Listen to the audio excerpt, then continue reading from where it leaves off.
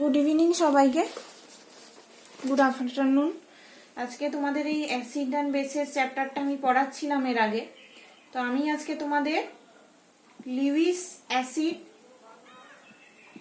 Base কনসেপ্টটা পড়াবো আর চেষ্টা করব সলভেন্ট সিস্টেম কনসেপ্টটাও পড়ানোর। তো আজকে আমরা লিউইস অ্যাসিড বেস কনসেপ্টটা শুরু করব বা লিউইস তত্ত্ব।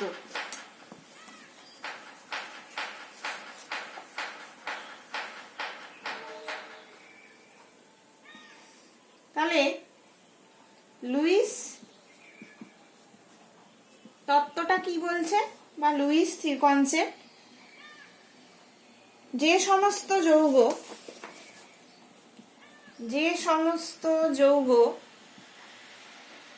এক বা একাধিক ইলেকট্রন জোড়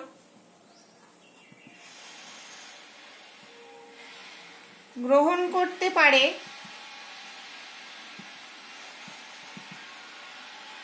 তারাই লুইস অ্যাসিড, এবং যে সমস্ত যৌগ এক বা একাধিক জোড় দান করতে পারে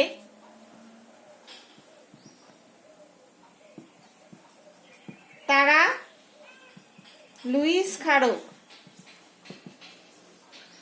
তাহলে লুইস অ্যাসিড যৌগটা কি না, যে ধরনের যৌগরা এক বা একাধিক ইলেকট্রন জোড় গ্রহণ করতে পারে তাদেরকে আমরা লুইস অ্যাসিড বলি, এবং যে সমস্ত যৌগরা একাধিক জোড় দান করতে পারে তারা লিউইস ক্ষারক। তার মানে লিউইস অ্যাসিড যেটা, তাদের ক্ষেত্রে কি থাকতে হবে না, প্রত্যেকটি লিউইস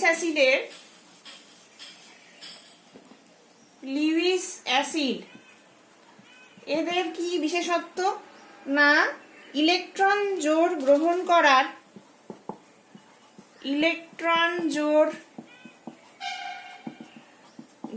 করার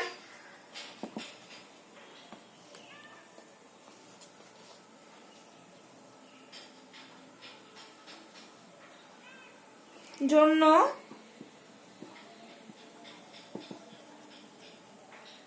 ফাঁকা অরবিটাল থাকতে হবে, এবং লিউইস বেসের জন্য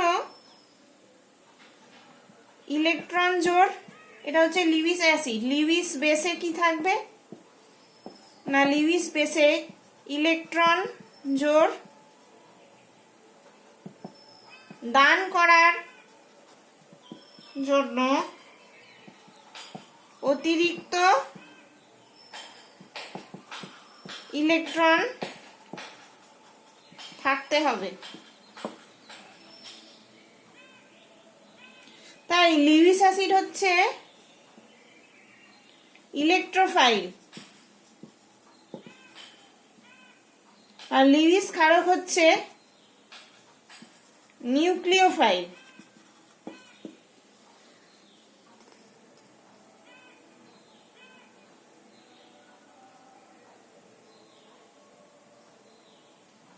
তাহলে লিউইস অ্যাসিডের ক্লাসিফিকেশন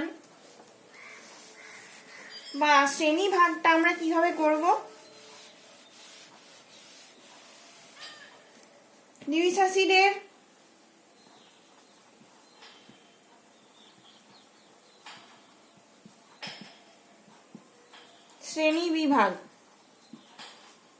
লিউইস অ্যাসিডের শ্রেণী বিভাগ আমরা কি করে করব না, সমস্ত ক্যাটায়নগুলোকে আমরা লিউইস অ্যাসিড বলতে পারি। যেমন সোডিয়াম প্লাস Mg2+, অ্যালুমিনিয়াম 3+, এরা কি করে না, ইলেকট্রন জোড় গ্রহণ করতে পারে তাই এরা লিউইস অ্যাসিড আমরা এদেরকে বলতে পারি। 2 নাম্বার কি, যে সমস্ত যৌগের কেন্দ্রীয় মৌলের অসম্পূর্ণ অষ্টক থাকে। তাহলে অষ্টক রুল বলতে আমরা জানি যে কেন্দ্রীয় মৌলের টোটাল নাম্বার অফ ইলেকট্রন 8 হতে হবে। টোটাল নাম্বার অফ ইলেকট্রন যদি কেন্দ্রীয় মৌলের 8 হয় তার মানে সে অষ্টক পূরণ করেছে। এবং যে সব কেন্দ্রীয় মৌলের অষ্টক অসম্পূর্ণ থাকে তারা লিউইস অ্যাসিড হিসেবে কাজ করতে পারে। যেমন এই ধরনের যৌগগুলোকে আমরা লিউইস অ্যাসিড বলতে পারি। BX3 AlX3, এক্সটা কি না হ্যালোজেন। হ্যালোজেন বলতে কি না এই 17 গ্রুপটা, ফ্লোরিন ক্লোরিন ব্রোমিন, এদের গ্রুপটাকে আমরা হ্যালোজেন বলে জানি। এইসব মৌলের কেন্দ্রীয়, এইসব যৌগের কেন্দ্রীয় মৌল যেটা মানে বোরন অ্যালুমিনিয়াম, এদের অষ্টক পূর্ণ হয় না। সুতরাং এরা লিউইস অ্যাসিড হিসেবে কাজ করতে পারে। BX3 AlX3 এই ধরনের যৌগগুলো।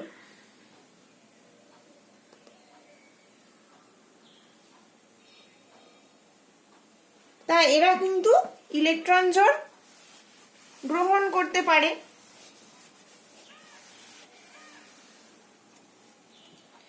যেমন এইটা দেখো BF3, এর ফাঁকা অরবিটাল আছে, আর অ্যামোনিয়া যেটা এর দুটো একজোড়া ইলেকট্রন আছে। তাহলে এরা একটা কমপ্লেক্স যৌগ তৈরি হবে, বা জুতো যৌগ যেটা বলে অ্যাডাক্ট। এই দিক থেকে নাইট্রোজেন এটা দেবে, একটা অ্যারোর দ্বারা আমরা দেখাচ্ছি ও ইলেকট্রনটা একে দিচ্ছে। এটা হচ্ছে জুতো যৌগ, বা ইংলিশে আমরা বলি অ্যাডাক্ট। আবার দেখো আর একটা উদাহরণ, AlCl3 যেটা আমরা আগে পড়লাম। যদি এটা হচ্ছে পিরিডিন, এটা নাইট্রোজেনের একটা লোন পেয়ার আছে, এরাও এরকম একটা জুতো যৌগ তৈরি করলো, অ্যাডাক্ট। 3 নম্বর ক্লাসিফিকেশন কি,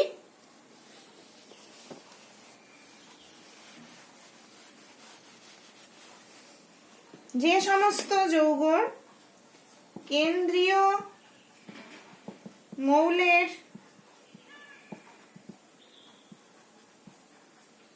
ফাঁকা ডি অরবিটাল আছে তারা লিউইস অ্যাসিড হিসেবে কাজ করতে পারে। যেমন এই ধরনের যৌগ silicon tetrachloride, germanium tetrachloride, titanium tetrachloride. এক্সটা হচ্ছে halogen, PX3 SF4 ACF4 TeCl4। এদের ক্ষেত্রে কেন্দ্রীয় মৌল যেটা এটা তাদের ফাঁকা ডি অরবিটাল আছে, ফাঁকা ডি অরবিটাল আছে যেখানে তারা ইলেকট্রন জোড় গ্রহণ করতে পারে। সেটা কিরকম তাদের একটা উদাহরণ দেখা যাক না। SiF4 দুটো ফ্লোরাইডকে গ্রহণ করে এই ইলেকট্রন জোড় গ্রহণ করে এই রকম একটা যৌগ তৈরি করছে। আবার দেখো SnCl4 অ্যামোনিয়ার সাথে যুক্ত হয়ে SnCl4 এটা তৈরি করছে।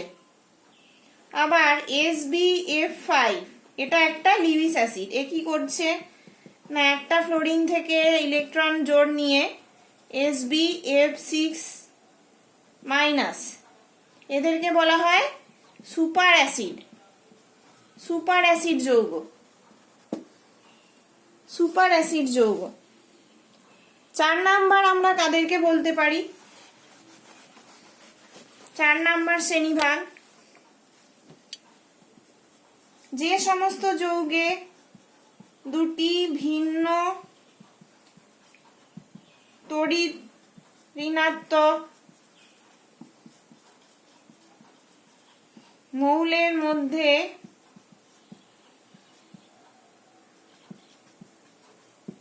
দ্বিবন্ধন আছে।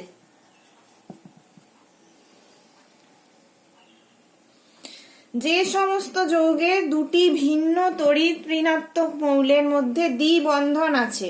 তড়িৎ ঋণাত্মক বলতে ইলেকট্রোনেগেটিভ।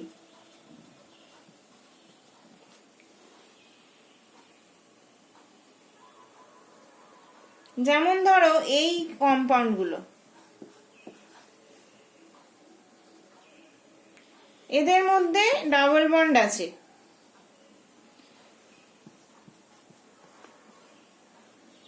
প্লাস এরা হচ্ছে ইলেকট্রোনেগেটিভ, ডেল্টা মাইনাস, এরকম ভাবে থাকে। এবার এরা কি করে, ধরো জল অ্যাটাক করলো, তাহলে এর যে লোন পেয়ারটা আছে সেটা এই কার্বনটাকে অ্যাটাক করলো, অ্যাটাক করে এরকম তৈরি করলো।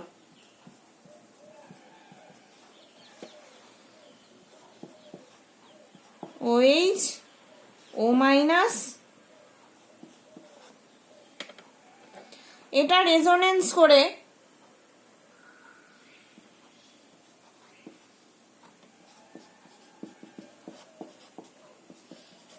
এরকম একটা জিনিস তৈরি করলো, এটা এর রেজোনেটিং স্ট্রাকচার। তাহলে এই ধরনের যৌগগুলো কি করে, ইলেকট্রন জোড় অ্যাকসেপ্ট করতে পারে। তাহলে CO2 is a Lewis acid. CO2 কে আমরা লিউইস অ্যাসিড বলতে পারি। এরকম তোমাদের পরীক্ষায় এলে CO2 কে লিউইস অ্যাসিড কেন বলা হয় সেটা ব্যাখ্যা করে দেখাও বললে এরকম ভাবে দেখাতে হবে যে একটা ইলেকট্রন পেয়ার এ অ্যাকসেপ্ট করতে পারে। এবার হচ্ছে লিউইস ক্ষারকের শ্রেণীভাগ। এগুলো গেল লিউইস অ্যাসিড।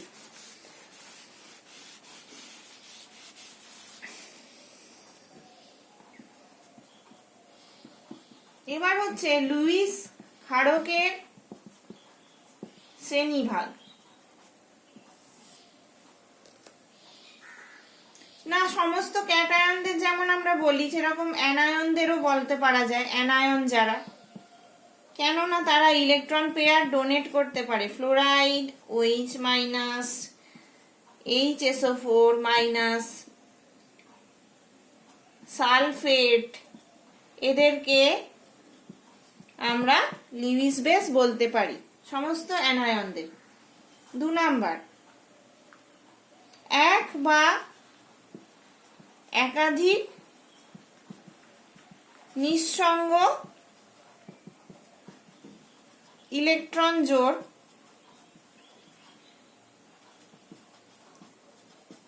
অণু।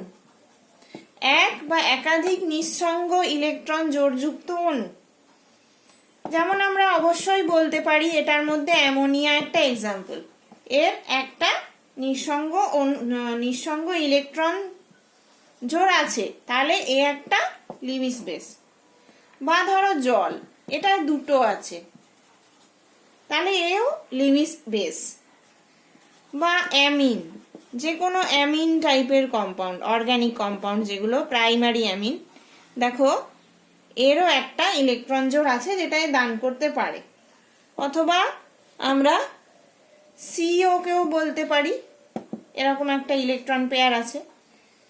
আর NO,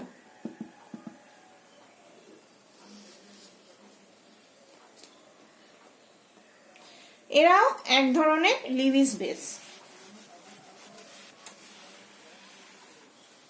আর একটা টাইপকে আমরা বলতে পারি লিউইস বেস, যারা পাই ইলেকট্রন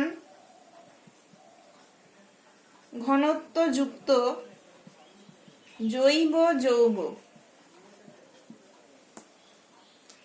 যেমন ধরো অ্যালকিন বা অ্যালকাইন। অ্যালকিন আমরা কি ধরনের যৌগকে বলি না, কার্বন কার্বন ডাবল বন্ডেড। তাহলে এদের মধ্যে পাই ইলেকট্রন আছে। অথবা অ্যালকাইন, যেগুলো দুটো কার্বনের মধ্যে ট্রিপল বন্ডেড কম্পাউন্ডকে আমরা অ্যালকাইন বলি। অ্যালকাইন যৌগদের মধ্যেও পাই ইলেকট্রন ডেনসিটি আছে, দুটো পাই ইলেকট্রন আছে, দুটো পাই বন্ড আছে, এটায় একটা পাই বন্ড আছে।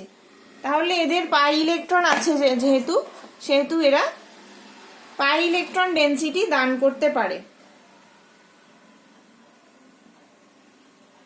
তাহলে ইথিলিন বা অ্যাসিটিলিন টাইপের যে যৌগগুলোকে আমরা লিউইস বেস বলতে পারি।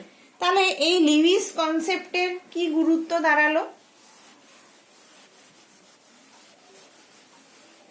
লিউইস কনসেপ্টের কি গুরুত্ব দাঁড়ালো? গুরুত্ব না হাইড্রোজেন বিহীন যৌগ যে অ্যাসিড হিসেবে কাজ করতে পারে তা লিউইস তত্ত্বে সর্বপ্রথম ব্যাখ্যা করা হয়েছে। লুইস তত্ত্বের সীমাবদ্ধতা বলতে আমরা কি বুঝি? লিমিটেশন। লুইস তত্ত্বের সীমাবদ্ধতাগুলি তাহলে কি? না, 1 নম্বর, HCl, HNO3 এই ধরনের যে প্রোটনিক অ্যাসিড, এদের আম্লিকতাগুলো এই তত্ত্ব ব্যাখ্যা দিতে পারে না। এদের আম্লিকতা এই তত্ত্ব ব্যাখ্যা দিতে পারে না। আচ্ছা, 2 নাম্বার কি?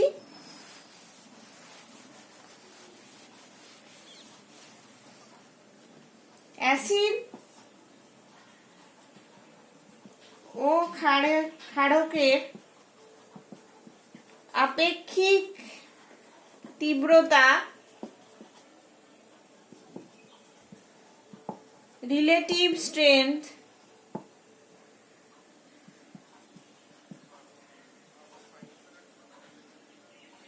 এই তত্ত্ব ব্যাখ্যা করতে পারে না।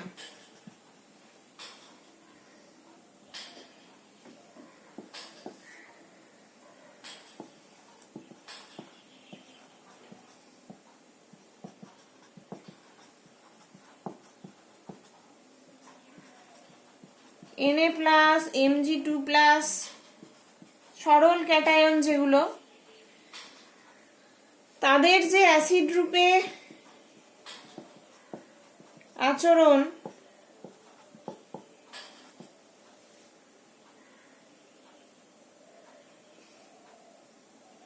অ্যাসিড সম্পর্কিত আমাদের স্বাভাবিক ধারণার পরিপন্থী, তাই না? কারণ এটা পরিপন্থী। এটাতে আমরা বলছি যে এরাও অ্যাসিড রূপে কাজ করতে পারে, কিন্তু এর আগে আমরা জানি যে যেসব যৌগ H+ মানে দিতে পারে বা H+ অ্যাকসেপ্ট করতে পারে তারাই একমাত্র অ্যাসিড বা বেস। কিন্তু এখানে এই সরল ক্যাটায়নগুলোকেও লিউইস অ্যাসিড বলা হচ্ছে।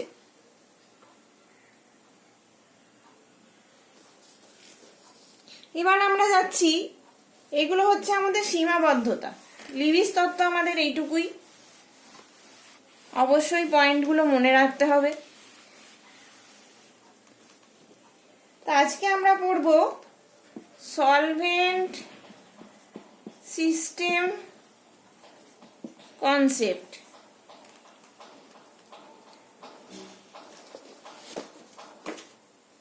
বা দ্রাবক সিস্টেম তত্ত্ব। এটা কি না, সলভেন্ট সিস্টেম কনসেপ্টটা কি না, যে যৌগগুলো কোনো দ্রাবকে বিয়োজিত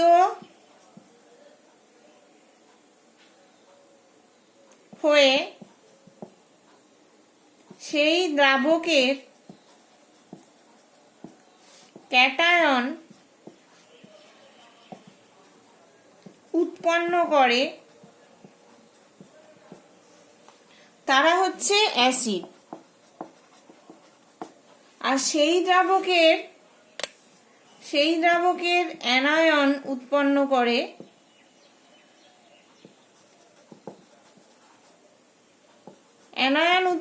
করলে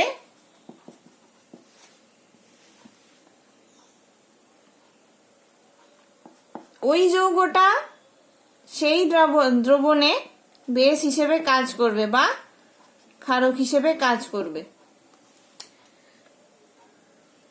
এটা কিরকম না, এর উদাহরণগুলো দেখলেই বোঝা যাবে এটাকে এখানে কি বলতে চাইছে বা কোন যৌগদেরকে বলা হচ্ছে অ্যাসিড বা বেস। ধরো দ্রাবকটা জল, এবার দ্রাবক ক্যাটায়ন কোনটা হবে? H3O+, আর দ্রাবক অ্যানায়ন হচ্ছে OH-। এটার ক্ষেত্রে 2 নাম্বার, অ্যামোনিয়া যদি আমরা সলভেন্ট ধরি তাহলে এটা দ্রাবক ক্যাটায়ন হবে অ্যামোনিয়াম আর দ্রাবক অ্যানায়ন হবে অ্যামাইড NH2-। সিমিলারলি আমরা যদি সালফার ডাইঅক্সাইড সলভেন্টটা নিই, সালফার ডাইঅক্সাইড দ্রাবকে এটা হচ্ছে সলভেন্ট ক্যাটায়ন বা দ্রাবক ক্যাটায়ন, আর সালফাইড হচ্ছে দ্রাবক অ্যানায়ন। 4 নাম্বার, যদি আমরা অ্যাসিটিক অ্যাসিড ধরি তাহলে অ্যাসিটিক অ্যাসিডের দ্রাবক ক্যাটায়ন হচ্ছে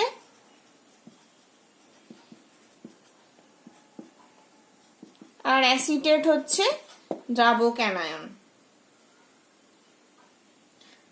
তাহলে এবার যদি আমরা একটা যৌগকে নিই, সেটা কোন সিস্টেমে দেওয়া হচ্ছে তার উপরে নির্ভর করছে যে সেটা অ্যাসিড হবে না বেস হবে। যেমন ধরো অ্যামোনিয়াম ক্লোরাইড, এই যৌগটা কি কি এর ক্যাটায়ন আছে? অ্যামোনিয়াম আর ক্লোরাইড। তাহলে অ্যামোনিয়া সলভেন্টে অ্যামোনিয়া দ্রবণে এ হচ্ছে অ্যাসিড হিসেবে কাজ করবে, বা অ্যামোনিয়াম কার্বনেট, অ্যামোনিয়াম সালফেট, এরা হচ্ছে তরল অ্যামোনিয়া যে দ্রবণ তাতে এইভাবে বিয়োজিত হবে। তাহলে তরল অ্যামোনিয়ার যে অ্যাসিড ক্যাটায়নটা সেটা হচ্ছে অ্যামোনিয়াম, এও এখানে অ্যামোনিয়াম দিচ্ছে, তার মানে অ্যামোনিয়াম সালফেট বা অ্যামোনিয়াম ক্লোরাইড এই দ্রবণে অ্যাসিড, আমরা বলতে পারি অ্যাসিড হিসেবে কাজ করছে। তাহলে অ্যামোনিয়া দ্রবণে বেস কাদেরকে আমরা বলবো? KNH2। অ্যামোনিয়া দ্রবণের আমরা জানি অ্যামাইডটা হচ্ছে দ্রাবক অ্যানায়ন, তাহলে দ্রাবক অ্যানায়ন এ কোনটা দিচ্ছে না, এ দ্রাবক অ্যানায়নটা দিচ্ছে NH2। তাহলে এই যৌগটা তরল অ্যামোনিয়া দ্রবণে একটা ক্ষারক হিসেবে কাজ করছে অথবা বেস হিসেবে কাজ করছে, যেহেতু এখানে অ্যামাইড অ্যানায়নটা দ্রাবক অ্যানায়ন হিসেবে ও এই তরল অ্যামোনিয়া দ্রবণে দিতে পারছে, সেহেতু তরল অ্যামোনিয়া দ্রবণে এই KNH2টা একটা ক্ষারক।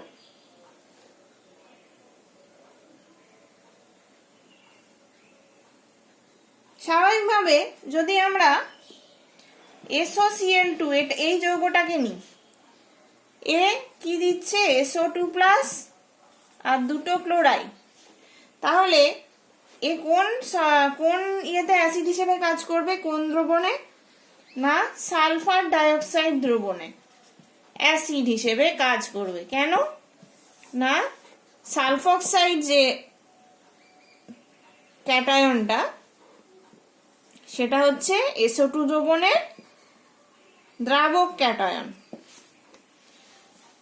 SO2 দ্রবণের দ্রাবক ক্যাটায়ন হচ্ছে SO2+। যেহেতু এই যৌগটা SOCl2 যৌগটা এইভাবে ভাঙছে, বিয়োজিত হচ্ছে, দিয়ে SO2+ আমরা দ্রাবক ক্যাটায়ন এর সঙ্গে পাচ্ছি, তাহলে দ্রাবক ক্যাটায়নের টা যদি সেই দ্রবণে দেয়, তার মানে সেই দ্রবণে এই যৌগটা অ্যাসিড হিসেবে কাজ করছে। যেহেতু এর দ্রাবক ক্যাটায়নটা ইয়ে করছে আর কি, দ্রাবক ক্যাটায়ন উৎপন্ন করছে, সেহেতু SOCl2 SO2 সলভেন্টে অ্যাসিড হিসেবে কাজ করছে। আবার সোডিয়াম সালফেট দেখো SO2 দ্রবণে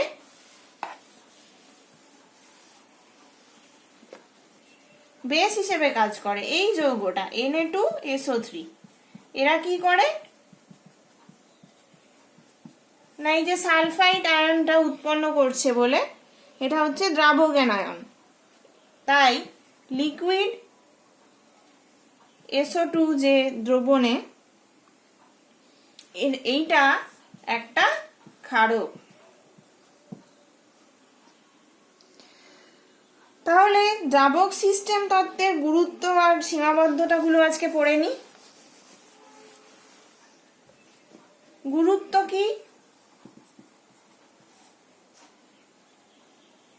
না, অ্যাসিড ক্ষারক ধর্ম জল ছাড়া অন্য দ্রাবকে ব্যাখ্যা করা সম্ভবপর হয়েছে এই তত্ত্বের সাহায্যে। তাহলে অ্যাসিড ক্ষারক ধর্ম জল ছাড়া, জল বাদ দিয়ে অন্য দ্রবণেও ব্যাখ্যা করা সম্ভবপর হয়েছে, কিন্তু এর অনেক সীমাবদ্ধতা আছে। সীমাবদ্ধতাগুলো কি?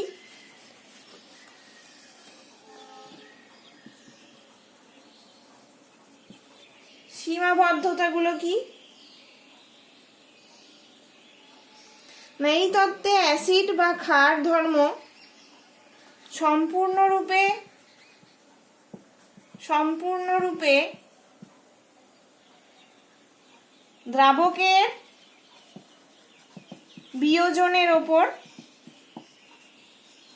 বিয়োজনের প্রকৃতির ওপর নির্ভরশীল। মানে দ্রাবকটা যেরকম ভাবে বিয়োজন করে সেই যৌগের অ্যাসিড বেস ক্ষমতাটাও তার উপর নির্ভর করছে। তাহলে তার যে নিজস্ব, মানে কোনো যৌগের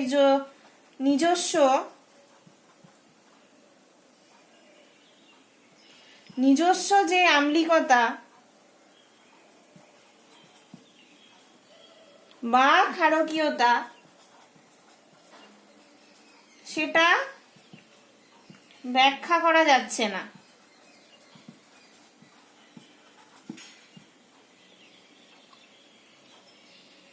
আচ্ছা, 2 নাম্বার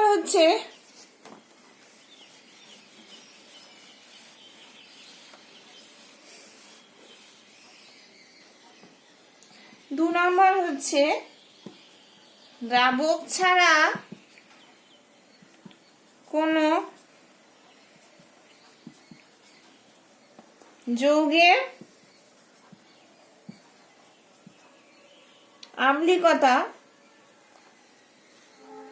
বা ক্ষারকীয়তা এই তত্ত্ব ব্যাখ্যা করতে পারে না। দ্রাবক ছাড়া কোনো যৌগের, তার দ্রাবকটা যদি আমরা বাদ দিয়ে দিই তাহলে কিন্তু কোনো যৌগের আম্লিকতা বা ক্ষারকীয়তা এই তত্ত্ব ব্যাখ্যা করতে পারবে না। এটা দ্রাবক ডিপেন্ডেন্ট বলে এটাই সীমাবদ্ধতা এর। তাহলে আজকে এইটুকুই থাকলো।